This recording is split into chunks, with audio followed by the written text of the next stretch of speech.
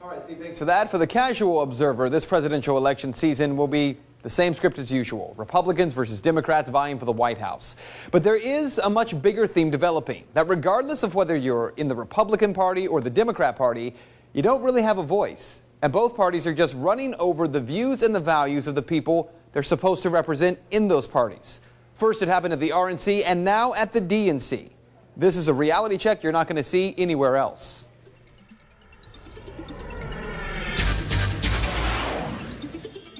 Well, 1 week ago tonight, we showed you incredible video from the Republican National Convention, a rule change that was pushed through that attempts to keep grassroots out of the process. The rule had to be voted on by delegates and needed 2/3 approval. Now, inside the convention hall, delegates who did make it, they were asked by Speaker of the House John Boehner to vote on adopting this new rule. Now listen as the vote is taken. The question is on the adoption of the resolution.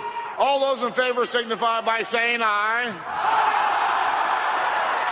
All those opposed, no. Opinion of the chair, the ayes have it. The resolution is adopted.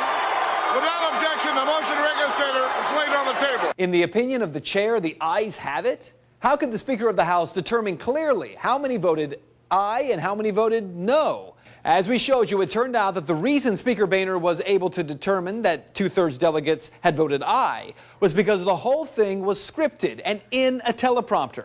So flash forward 1 week. Yesterday at the Democratic National Convention, nearly the exact same thing happened. So let's set the stage. Former Ohio Governor Ted Strickland made a motion that part of the Democratic Party platform should include language that Jerusalem be considered the capital of Israel.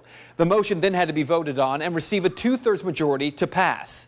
Los Angeles Mayor Antonio Villaraigosa was the chairman. The matter requires a 2/3 vote in the affirmative. All those delegates in favor say aye.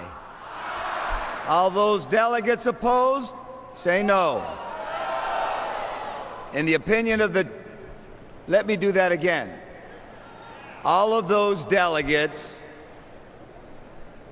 in favor say aye. All those delegates opposed say no.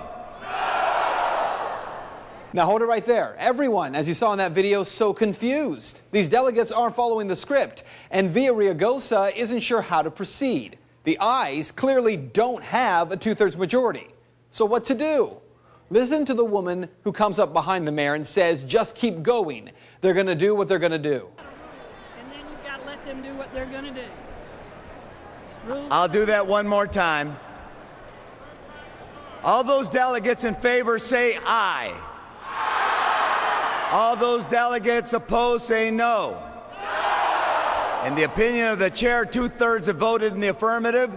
The motion is adopted, and the platform has been amended as shown on the screen.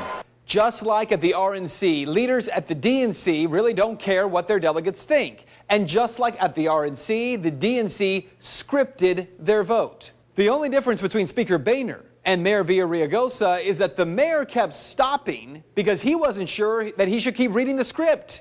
And scripted it was. Fox News has run this image of the teleprompter showing that in the opinion of the chair, 2/3 having voted in the affirmation. Which, on a side note, screams of hypocrisy for Fox to point it out that the DNC had done this. They've been talking about it for 2 days when they were silent as delegates were run over by Speaker Boehner at the RNC. But what you need to know here is that the national media is already missing the real story here. It's not about Jerusalem. It's not about Democrats and God or Republicans and Ron Paul. Who cares what the specific issue at hand is? The real story here is that what happened in Tampa last week at the RNC and what happened in Charlotte at the DNC yesterday proves the party bosses, Republican and Democrat, really don't care what delegates think. They don't care what the people think. And unless the grassroots of both parties stand up now and push back, the national conventions will now simply become coronations. And that is Reality Check. If you would like to make your voice heard on this story, you can head over to my Facebook page. You can find it by searching Ben Swan, WXIX.